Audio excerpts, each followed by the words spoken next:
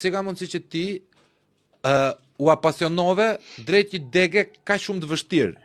Do më thënë, unë kur mendoj fizikën, më vjen parasysh një zysh super e egër, që ta bën jo tërheqëse fizikën. Imagjino tani të futesh edhe fjalën astrofizik. Ku, si ka ndodhur, qa? Normalisht njeriu që kur lind, domethënë ka ato veçoritë e veta. Unë këtë dëshirë për të mësuar të panjohurën ose kuriozitetin e brendshëm e kam pas që në mendimet e mia të para kur kam qenë shumë i vogël, normalisht që 2-3 vjeç po them. Domethënë kështu kam parë botën me këtë sy, kam dashur të njoh, të zbuloj të panjohurën. Ndoshta kjo dëshirë vjen që në pavetdijen tonë kur jemi zakonisht më të vjeç se 2 vjeç i bie. Po.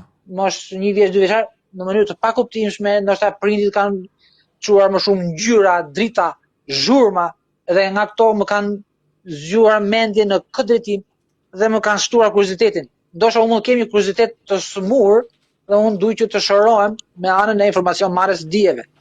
Varet se si mund ta quajmë këtë gjë.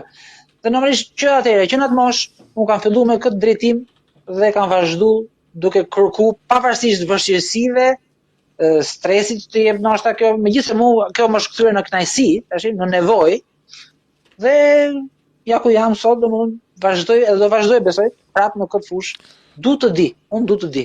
Cila ka qenë e bukur kjo, e bukur shumë. Domethënë tani ti e ke kur.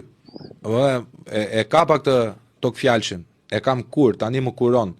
Domethënë ti mendon se ky normaliteti jon, me sa kuptova unë, është i smundje, pra ky lloj njeriu vegetativ që ha, rri, pi edhe jashit, ti ke dal me anë të astrofizikës, që është kura jote, për mua është historia, arkeologjia. Domethënë kur mjafton të kemi një deg. Kur ti përmende ato 2-3 vjeçën, unë mbaj mend që ti mati 4 vjeç, kur shkoni me familjen në Polloni, se unë jam rritur në Fier, i kam bër pyetjen, unë e kam vendosur dorën aty ku e kam vendosur ata xhaxhat 5 miliard vjet më parë, se nuk e kisha nocionin e kohës. Shumë bukur.